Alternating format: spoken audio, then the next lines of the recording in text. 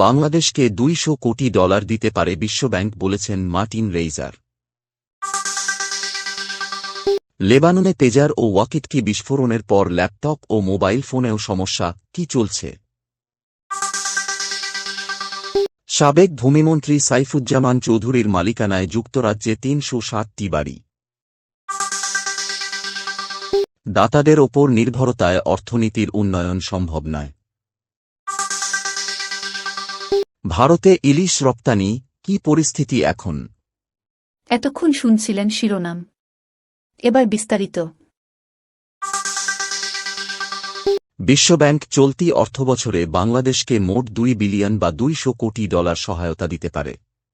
এর মধ্যে বাজেট সহায়তা এবং স্বাস্থ্য ও জ্বালানি খাতে সহায়তা অন্তর্ভুক্ত থাকতে পারে। বিশ্বব্যাংক বাংলাদেশের দীর্ঘমেয়াদী অংশীদার এবং চলমান প্রকল্পের অর্থ অন্যান্য খাতে ব্যবহারের সম্ভাবনাও রয়েছে। বিশ্বব্যাংকের ভাইস প্রেসিডেন্ট মার্টিন রেইজার জানিয়েছেন, প্রকল্পের চূড়ান্ত সিদ্ধান্ত পর্ষদ বৈঠকে হবে এবং বাংলাদেশ সরকারের চাহিদা অনুযায়ী আরও সহায়তা দেওয়ার কথা বিবেচনা করা হচ্ছে। অর্থ উপদেষ্টা সালেহউদ্দিন আহমেদ বৈঠকে বিভিন্ন বিষয়ে যেমন বাজেট সহায়তা, স্বাস্থ্য, জ্বালানি, বন্যা পুনর্বাসন এবং রোহিঙ্গা সংকট নিয়ে আলোচনা করেছেন। লেবাননে পেজারের পর গতকাল একের পর এক বিস্ফোরণের ঘটনা ঘটেছে, যার মধ্যে ওয়াকিটকি, ল্যাপটপ, গাড়ি এবং সৌরবিদ্যুতের প্যানেল অন্তর্ভুক্ত। এসব বিস্ফোরণে অন্তত 14 জন নিহত এবং 450 জন আহত হয়েছেন। আগের দিন পেজার বিস্ফোরণের পর এটি দ্বিতীয় দিনের মতো বিস্ফোরণের ঘটনা ঘটে। বিভিন্ন স্থান থেকে সামাজিক যোগাযোগ মাধ্যমে বিস্ফোরণের ছবি শেয়ার করা হচ্ছে, যা গাড়ি, ওয়াকিটকি, রেডিও এবং মুঠোফোনের বিস্ফোরণ প্রদর্শন করে।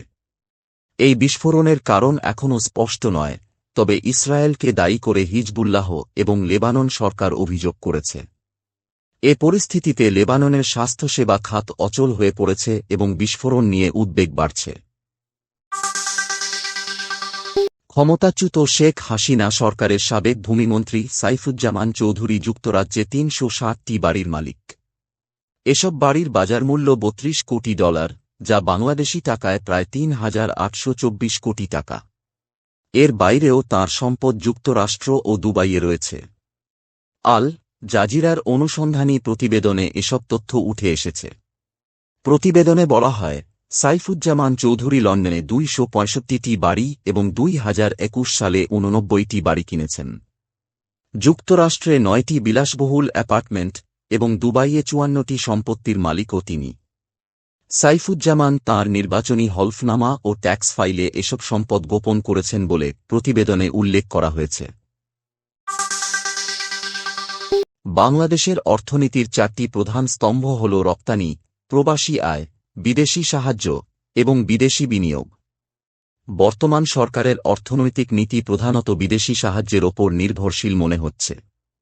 এর ফলে দেশীয় ব্যবসা ও বিনিয়োগ চ্যালেঞ্জের মুখে পড়ছে, বিশেষ করে তৈরি পোশাক খাত। এই খাতে শ্রমিক অসন্তোষ এবং অস্থিরতা দেখা দিয়েছে, যা অর্থনীতিকে বিপর্যস্ত করছে। সরকারের উচিত দ্রুত ব্যবসায়িক পরিবেশ উন্নত করা, অসাধু কার্যকলাপ বন্ধ করা এবং শিল্পাঞ্চলে স্থিতিশীলতা ফিরিয়ে আনা। শুধুমাত্র বিদেশি সাহায্যের ওপর নির্ভর না করে স্থানীয় পুঁজির ওপর জোর দেওয়া প্রয়োজন। এবার দুর্গাপূজা উপলক্ষে বাংলাদেশ থেকে ভারতে ইলিশ রপ্তানি হবে কিনা তা এখনও নিশ্চিত নয়। মৎস্য ও প্রাণিসম্পদ মন্ত্রণালয় থেকে এখনও বাণিজ্য মন্ত্রণালয়কে কোনো সুপারিশ পাঠানো হয়নি। প্রতি বছর দুর্গাপূজায় ভারতের কলকাতার ব্যবসায়ীরা 5,000 টন ইলিশের চাহিদা জানিয়ে থাকেন। তবে রপ্তানি অনুমোদন পাওয়ার পরেও ইলিশের ঘাটতির কারণে সব সময় নির্ধারিত পরিমাণ রপ্তানি সম্ভব হয় না। দেশের মানুষের ইলিশ খাওয়ার চাহিদা আগে বিবেচনা করা হচ্ছে বলে জানিয়েছেন মৎস্য ও প্রাণিসম্পদ উপদেষ্টা ফরিদা আক্তার।